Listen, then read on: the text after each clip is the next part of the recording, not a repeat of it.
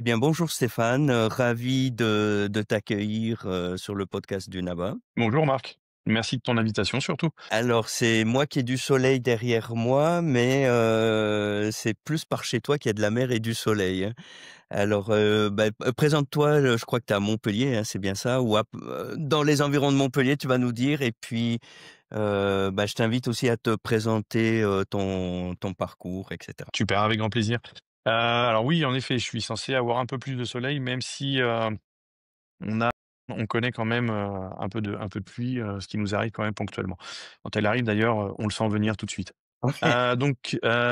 Stéphane Giraudon, donc en effet, je suis sur la métropole de Montpellier. Je suis dans un petit village en fait, pas très loin de Montpellier.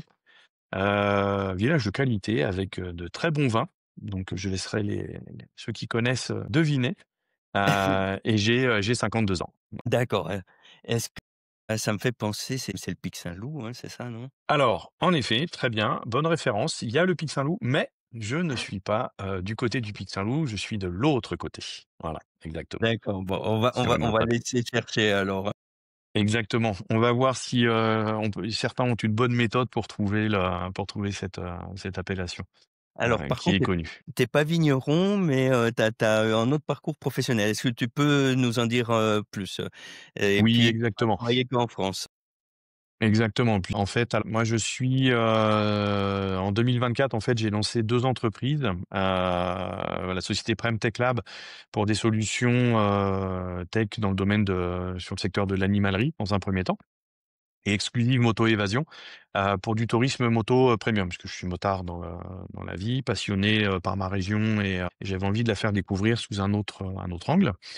Et en fait, assez vite, je me suis aperçu que c'était impossible de tout gérer sans être vraiment, très efficace et très, très productif. Donc c'est un peu cet impératif et puis cette crainte parce que 2 entreprises en même temps, c'est pas la meilleure des solutions pour être tout à fait honnête. Mais en fait, c'est avec cet impératif-là que je me suis, décidé à intégrer vraiment, alors d'une part les outils IA, mais surtout à mettre en place des méthodes vraiment bien spécifiques pour pouvoir travailler sur 2 secteurs d'activité, différents. Surtout pour être tout à fait complet sur la présentation. Je suis également élu, municipal de ma ville, avec la délégation en charge de la vie économique, donc tout ce qui est, commerçants, artisans, marchés et surtout, les entreprises que l'on a sur notre zone d'activité. Et puis en fait, c'est quand j'ai commencé à voir un petit peu tous ces points-là que, les gains obtenus, l'efficacité démultipliée, que j'ai décidé de créer, EFI-Pro IA, pour accompagner les entreprises qui n'ont pas forcément, les compétences ou les ressources pour intégrer ces outils IA, tout ça. Moi, mon parcours, je dirais, il est assez, simple pour être tout à fait, transparent. La base, en fait, moi, j'ai un background qui est, marketing, vente, développement commercial. C'est vraiment Mmh. mon parcours de base, et j'ai fait plus de 25 ans, dans les équipements industriels, pour des fabricants suisses ou allemands, dans le domaine de l'industrie graphique. En effet, j'ai bien connu la partie, suisse, alémanique sur, Saint-Gallen et puis, j'ai travaillé également pour une société suisse, du côté de Zurich, du côté d'Inwil exactement, toujours dans le domaine des arts graphiques. Mais en fait, comme beaucoup, je dirais, j'ai vécu un peu les journées chargées, les process, un peu lourds avec les tâches administratives, du reporting, comme on aime en faire, parfois dans certaines entreprises. Et puis pour avoir des origines suisses-allemandes moi aussi, en général, on rigole pas avec le process là-bas. Non, je ne donnerai pas de nom, bien sûr, mais je me suis quand même vu, faire des réunions, je t'assure, avoir fait des réunions, hebdomadaires, qui démarraient à peu près vers 9h30 et qui se terminaient vers 12h30. Mmh, mmh, mmh, mmh. J'avoue que ça a été très formateur. Voilà, je n'en dirai pas plus. Donc voilà, en fait, ça c'est le parcours, de classique, je dirais. Mmh mh. Par contre, à côté de ça, j'ai toujours eu cette curiosité pour la technologie et puis surtout la conviction que ça pouvait vraiment simplifier la vie, hein. C'est-à-dire que ça pouvait être une aide, vraiment conséquente. Que déjà dès en 99, j'avais été voir un peu mes supérieurs en disant: «Ah bah, ça serait on pourrait gagner du temps si on avait un site web, business, B2B qui permettrait à nos clients de commander certains produits facilement». On connaît la nomenclature, tout ça. Après plus tard, il y a eu une autre, demande aussi en 2004 sur là, faire des plateformes de formation. Commencer justement à partager un peu de valeur, tout ça. Et puis en 2012, des modules automatisés. Enfin bref, c'était pas forcément par passion technique, même si j'aimais beaucoup ça, mais c'était vraiment plutôt par pragmatisme. C'est-à-dire, je voyais bien qu'il y avait quelque chose qu'on pouvait améliorer. Par efficacité quoi, Exactement, ce que tu ouais, dis est ouais, très juste.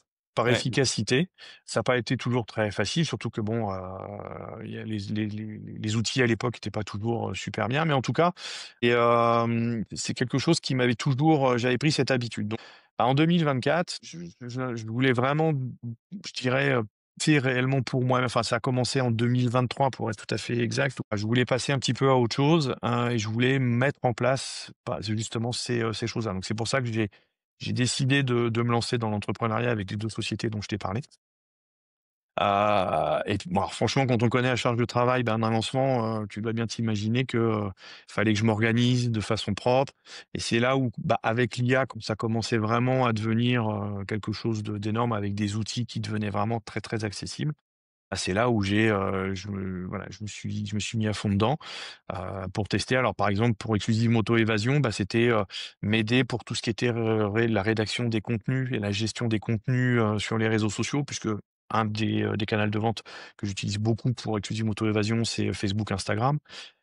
Tout ce qui est gérer les réservations, assurer le suivi. Donc voilà, tout ça, ça a été vraiment des points sur lesquels j'ai pu tester, chercher quelle était la bonne façon de faire. Mmh mh.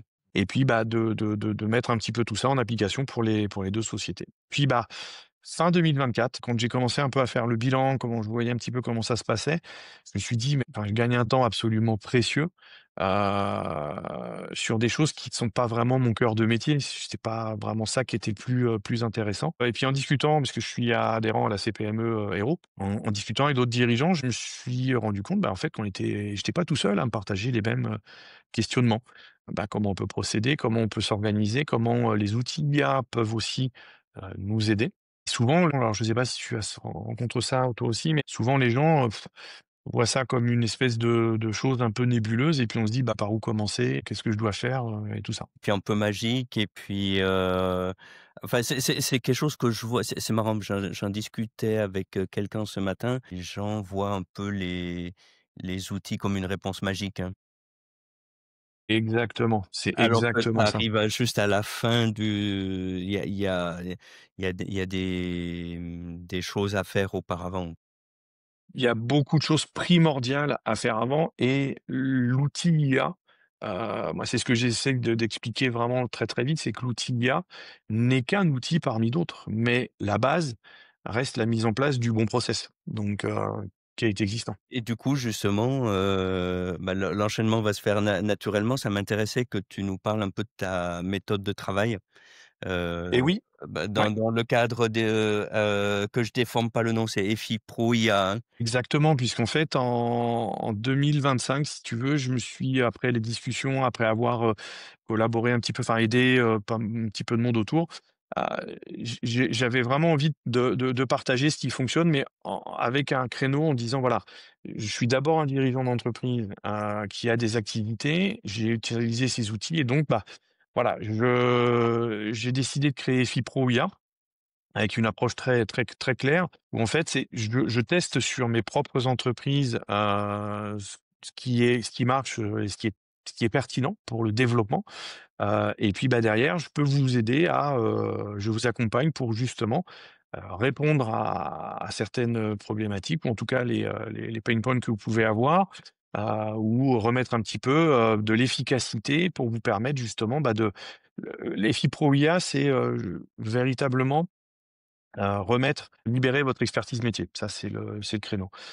Donc Le point de départ a été toujours de dire, alors chez EFIPRO pour faire très simple, hein, je c'est pas le but de la discussion aujourd'hui, le but c'est de parler de méthode justement. On a structuré le catalogue, si vous voulez, autour des besoins concrets vraiment des dirigeants. Donc ça va du développement commercial jusqu'aux automatisations, complètes des process métiers, mais avec une vraie différenciation qui me tient à cœur, c'est on veut vraiment partir d'une offre spécifique, pour amener des solutions qui soient concrètes. C'est-à-dire qu'on va d'abord échanger sur les points de difficulté, plutôt que d'arriver en vous disant: «Ah, j'ai une automatisation qui marche d'enfer, je vais vous créer du lead sans aucun problème». Non, non, le but il est pas du tout sur ce point de vue-là. On propose des solutions qui vont vraiment permettre de pouvoir optimiser et développer, le la structure. Donc ma méthodologie, bon, enfin, je dirais, elle est très, très simple puisqu'en fait, elle est basée, simplement sur les 25 dernières années de terrain, de gestion d'équipe, terrain commercial, où, on commence par l'écoute. C'est tout bête à dire, mais c'est quelque chose qui est primordial puisque c'est là où on va pouvoir justement déterminer avec le client véritablement, quelle est l'origine de son problème. On va échanger, on va discuter et en fait, j'utilise une méthode qui est très, très simple. C'est ce que la méthode des 5 pourquoi. Mmh. Donc c'est une technique qui vient, je vais rien t'apprendre, hein, c'est une technique qui vient de l'industrie automobile, japonaise et qui est vraiment très puissante parce qu'elle permet d'aller au fond des choses et pas s'arrêter au premier cas. Si je veux prendre un exemple concret, hein, un cas classique, par exemple, quand je discute avec un dirigeant, il va me dire: «Bah, OK, ouais, c'est vrai que j'arrive pas à développer mon chiffre d'affaires». OK, mais pourquoi vous n'y arrivez pas à développer? Bah, j'ai pas assez de nouveaux clients, par exemple. Pourquoi? Alors, je prends un exemple simpliste, hein, mais c'est pour donner véritablement Ouais. le déroulé, mais OK, pourquoi vous n'avez pas assez de nouveaux clients? Puis, derrière, parce que, j'ai pas assez de prospection, parce que je génère pas assez de leads ou de prospects. OK, mais, pourquoi vous n'arrivez pas à générer cette dynamique? Tout simplement parce que, j'ai pas de visibilité, sur LinkedIn ou j'ai pas de visibilité, je fais pas de pub, j'ai pas le temps de prospecter. Ah, et pourquoi vous n'avez pas le temps de prospecter? Parce que je passe 3 heures par jour sur mes devis et ma facturation. Ah, et pourquoi vous passez 3 jours sur vos devis et votre facturation? Parce que je fais tout à la main, monsieur. Le vrai problème, il est pas du tout sur le développement commercial. C'est qu'au quotidien, le dirigeant ou le responsable est pris dans son action quotidienne de reporting ou là, en l'occurrence, administrative et donc il n'a pas forcément cette possibilité. Donc voilà, cette méthode, elle est très simple, mais quand on l'applique en suivant son Mmh plan mh.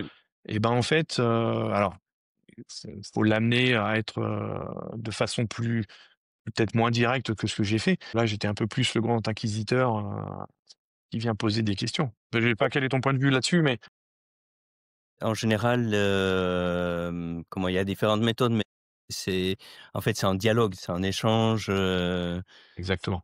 ouais, on va creuser un petit peu, il y a un peu des allers-retours, j'imagine c'est un peu ça. Exactement, puisque une fois de plus, l'idée, c'est que le client connaît son problème, connaît sa structure, connaît son environnement. Si on veut savoir et si on veut pouvoir y adhérer ou en tout cas être vraiment en adéquation avec ce que lui, veut, il faut lui poser la question. Il faut demander, il faut échanger. Alors c'est en fonction des personnes, c'est pas toujours facile, mais en règle générale, on est là pour résoudre un problème. Les gens, si on fait bien les choses, prennent Je vais résumer, tu vas me dire si j'ai bien compris.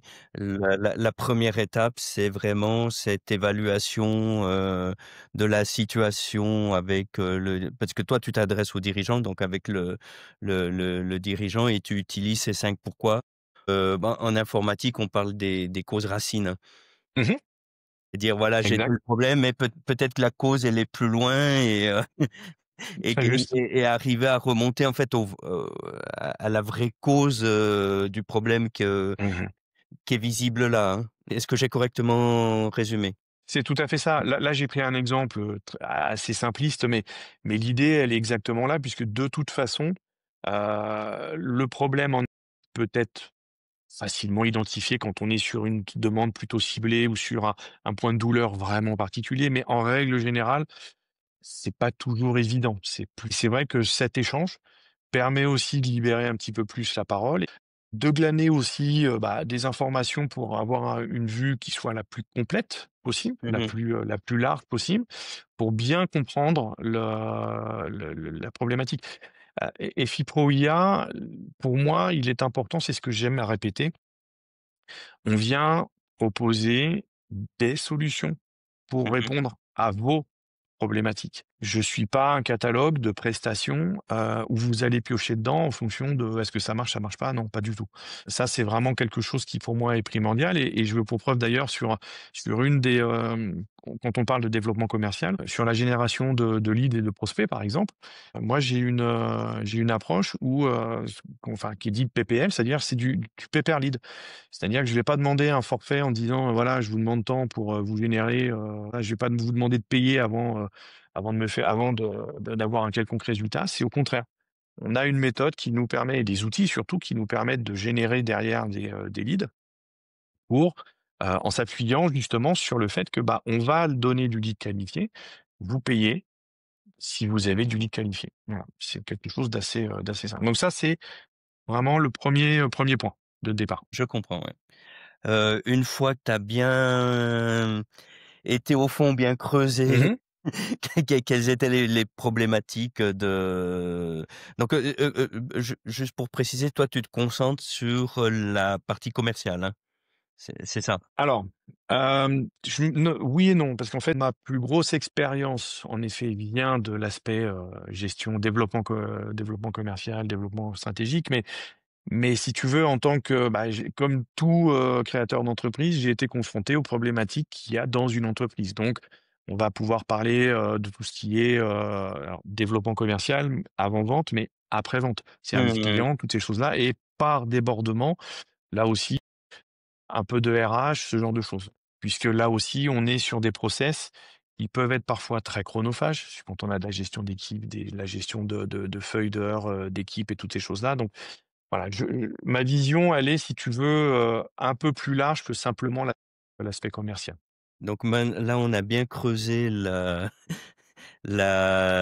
problématique, on t'a bien cerné, échangé avec le dirigeant. Qu'est-ce qui se passe ensuite, hein? L'idée, c'est qu'une fois qu'on sait, sur quoi on va devoir agir, il y a plusieurs possibilités plusieurs solutions qui peuvent éventuellement se présenter ou en tout cas qui peuvent venir en fonction un petit peu de tout ça et pour essayer, moi aussi, déjà dans un premier temps, d'offrir, une solution qui soit efficace pour, le client, mais également pour moi en termes de temps et toutes ces choses-là. J'ai trouvé une méthode en fait qui est assez une fois de plus qui est simplement du bon sens. C'est ce qu'on appelle la méthode timer, heu, qui, heu, qui en fait c'est un outil d'évaluation qui va me permettre, si tu veux, de noter l'impact d'une solution sur 5 critères essentiels. Donc les 5 critères, c'est les lettres du timer, hein, c'est le time, l'identity, money, energy and reputation. Chaque critère en fait de la solution, va être noté de 1 à 10 pour pouvoir voir au final quelles sont ces meilleures solutions? Si je veux par exemple, si je veux reprendre l'exemple de notre dirigeant qui, passait, 3 heures par jour sur ses devis, manuels, on va à ce moment-là, sur une solution d'automatisation, par exemple, qu'on pourrait éventuellement lui proposer. On va noter le temps. Le temps là, c'est facile, hein, il récupère 3 heures par jour, au taux horaire d'un dirigeant, 15 heures par semaine, l'impact, 9 sur 10, sans problème. L'identité, c'est ce que j'appelle en fait la vraie, la vraie fonction. Là, au lieu de passer, là, il va passer d'un dirigeant, administratif à un dirigeant développeur, puisqu'en fait cette partie administrative, il va l'enlever. Donc là aussi, on va être sur du 8 sur 10 parce que ça colle beaucoup plus avec ce qu'il veut être et quelle sa fonction. Monnaie, c'est simple, 15 heures récupérées, fois son taux horaire, avec surtout derrière moins d'erreurs puisque, on va être sur une automatisation. Donc Mmh. on a le facteur humain qui est enfin, c'est pas à toi que je vais apprendre, hein, facteur humain qui est quand même, réduit à comme il faut. Et puis, l'énergie, c'est là aussi, 10 sur 10, hein, parce que alors là, c'est la vraie corvée administrative, il faut on peut se concentrer uniquement sur ce qu'il aime, faire son business. Et puis la réputation, c'est vraiment ce qui va concerner, l'image que je vais renvoyer dans la profession. Et là, en l'occurrence, quand tu automatises sur ce genre de choses, Tu as des devis qui sont plus professionnels, qui sont pas faits à la main avec des risques d'oubli, qui sont livrés plus vite avec moins d'erreurs. Donc on a une image d'expert qui est un petit peu plus, maîtrisée. Le gros avantage de cette méthode, c'est que derrière, quand j'en parle avec le client, Heu, ça va l'aider à sortir de l'émotion et à voir de façon beaucoup plus objective l'impact global de la solution. Ça permet de prioriser ou c'est, cette méthode timer? Dans la méthode timer, voilà, en fait, elle me sort un score total sur 50 puisque, Oui. il y a 5 critères que je vais noter sur 10 et en fonction de ces scores, si tu veux, ça va me permettre de pouvoir prendre une décision, voilà.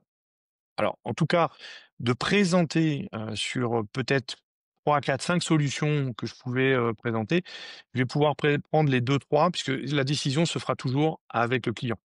Présente je présente les résultats, je lui explique, on en parle. L'idée étant de me dire, c'est que peut-être que lui va avoir un point de vue un tout petit peu différent, et donc c'est pour ça, mais au moins l'avantage, c'est que ça me permet véritablement de cibler les une, 2, 3 solutions qui peuvent être sur des critères, je dirais de notés. Donc c'est cette charge émotionnelle qu'on enlève. Ouais, un peu plus objectif, quoi. Exactement. C'est moins, du ressenti, après il y a toujours un petit côté comme ça, mais Bien sûr. ça permet de rendre plus tangibles les choses, quoi. Voilà, l'objectif de cette méthode, en fait, pour moi, elle est de créer des solutions, si tu veux, qui vont demander, bah, le moins de temps, d'énergie et de monnaie possible, mais en renforçant, bah, l'identité et la réputation. C'est dans cet esprit-là que l'on veut Mmh. avoir quelque chose qui soit, voilà. Donc la double approche des pourquoi, les 5 pourquoi et puis de la méthode timer, globalement déjà ça évite qu'on se trompe de combat. Mmh mh. Et puis ça permet surtout d'avoir quelque chose de plus rationnel à présenter au client et à échanger, avec lui. Donc c'est vraiment quelque chose sur lequel en règle générale, le retour est vraiment très bon parce qu'on est sur des bases factuelles. Voilà, c'est quelque chose qui est, alors chaque situation est unique, hein, c'est sûr, mais voilà, en tout cas, c'est ces 2 méthodes-là, moi, que j'utilise beaucoup. Et puis, alors, je sais pas si j'ai encore un petit peu de temps, mais il y Vas-y, vas-y. a voilà, il y a une méthode, moi, qui est là, qui est pour moi personnellement, dans mon organisation personnelle, professionnelle, on va l'appeler comme ça. C'est en fait une méthode que j'utilise, bah, pour gérer maintenant un petit peu les 3 entreprises. J'utilise aussi des fois un peu avec en tant qu'élu, par rapport à la gestion des dossiers que je dois faire. Et une fois de plus aussi, avant de conseiller mes partenaires ou les clients avec lesquels je travaille, sur l'optimisation de leur process, bah, je pense que c'était important que moi je puisse m'organiser et en fait, j'ai un peu revisité une méthode qui est assez connue, dans le milieu anglo-saxon. C'est l'ancien PDG d'American Express, qui était, Kenneth Cheno, qui avait une méthode, où le soir, en reprenant sa méthode, je prends à peu près 30 minutes, pour préparer ma journée du lendemain. 3 étapes assez basiques. C'est 10 minutes de bilan. Qu'est-ce que j'ai accompli aujourd'hui? Qu'est-ce qui me reste éventuellement à faire? Et puis, après, essayer de prendre 10 minutes pour identifier vraiment 3 priorités du lendemain. Et là, par contre, je m'aide avec un truc, c'est vieux comme le monde, je suis désolé, tout le monde va peut-être pas connaître. C'est la matrice Eisenhower, en fait, Oui, ouais. que j'ai adaptée. Mais voilà, en fait, c'est tout bête parce que avec les 4 cadrans de la matrice, le rouge pour, l'urgent plus important, bah, je dois le faire immédiatement. Le quadrant orange important plus, non urgent, je planifie, c'est ma zone de performance optimale. Le bleu, urgent mais pas important. Le vert, ça va être non urgent, non important. Mmh mh. C'est voilà, ces 30 minutes, en fait, elles me permettent de mettre en place vraiment les 3 priorités du lendemain. J'ai un petit carnet, en fait, spécifique à ça, où je vais pouvoir noter, bah, mes 3 priorités que j'aurais sélectionnées, pour pouvoir alors je fais rien pour une fois, si tu veux, c'est rare chez moi, mais je fais rien sur du numérique. Je le fais sur ce petit carnet noir, sur Ouais, ma ouais, feuille, ouais. tout ça. Et ça, c'est quelque chose c'est une routine qui me fait ga en fait, je me suis aperçu que ça me faisait gagner énormément de temps. J'ai mon objectif le matin qui est bien, précis, qui est bien défini et en fait, je bloque systématiquement, le matin 8h30, 10h30 à peu près, en fonction. C'est le deep work priorité, c'est-à-dire vraiment, c'est là-dessus que je me focus. Tout est éteint et ça me permet vraiment voilà, de gagner énormément de temps, cette petite routine. Je le vois sur la journée, sur mon organisation et puis petit plus, je te cache pas que je me suis aperçu aussi que ça me permettait de couper plus facilement le soir, entre la vie pro et la vie, perso. D'accord, ouais.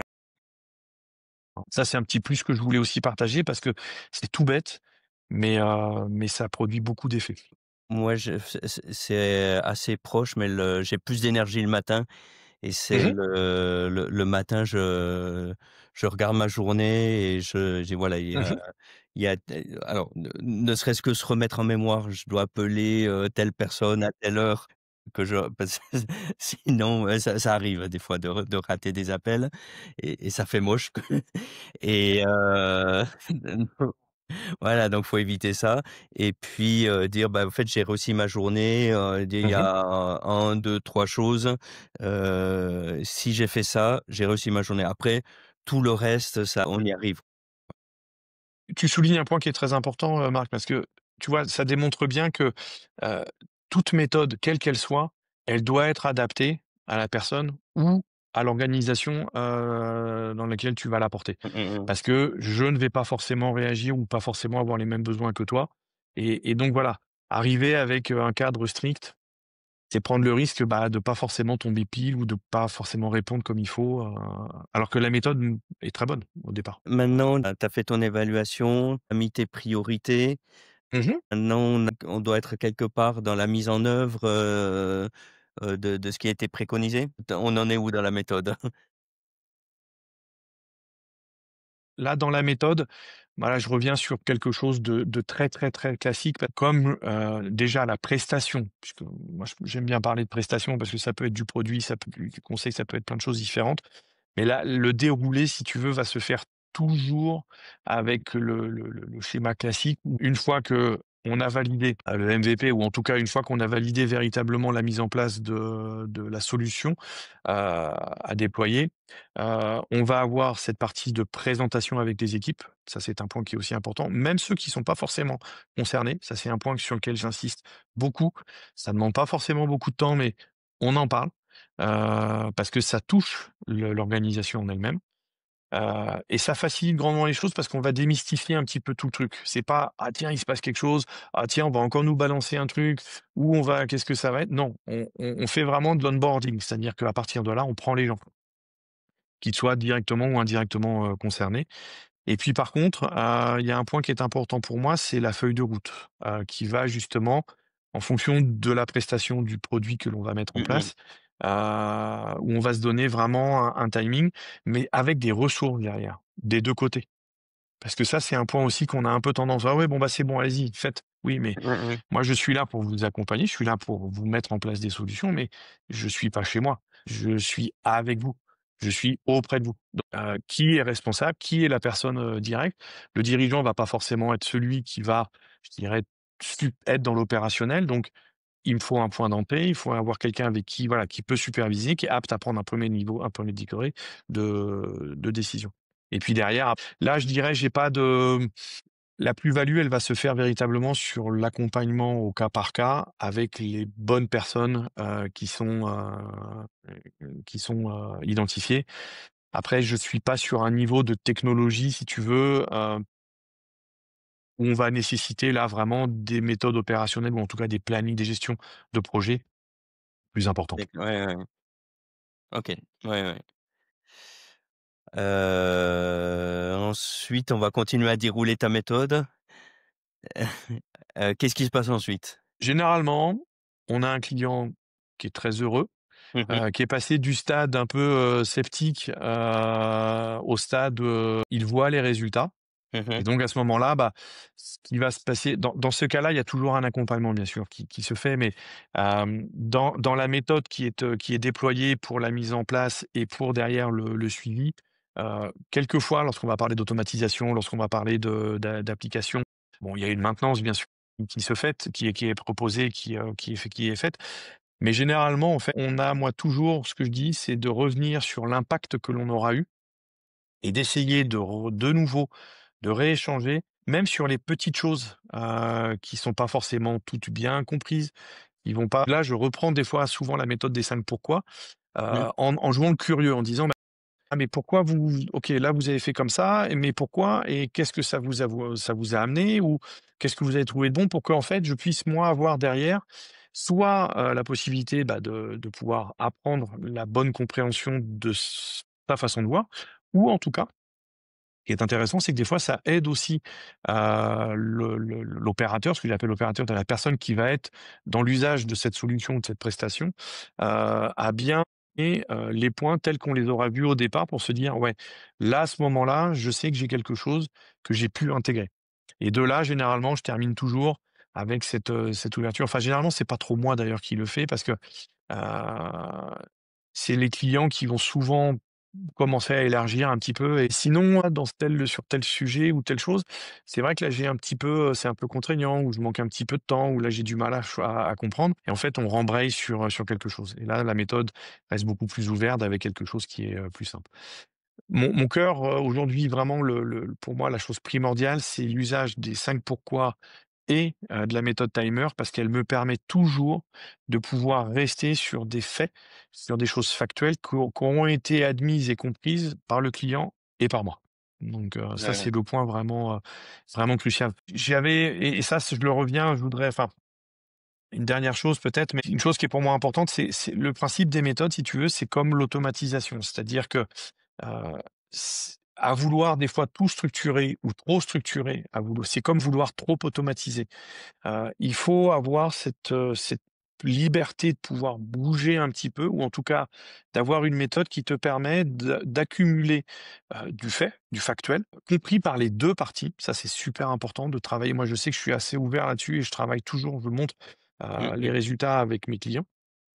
Parce que, ça permet de pouvoir aussi s'adapter sur quelque chose comme on n'est pas toujours dans l'entreprise, comme même si on crée des liens, même si on connaît très bien l'entreprise au bout d'un certain temps, il peut se passer des choses qui ne vont pas on va pas forcément capter et c'est pour ça que rester un petit peu avec de l'ouverture, revenir sur un moment donné sur un questionnement peut être vraiment, vraiment intéressant et surtout très pertinent pour rester vraiment dans le flow, quoi. Ça, c'est un point qui pour moi reste capital. Est-ce qu'on est arrivé au bout de ta méthode ou est-ce qu'il reste des choses?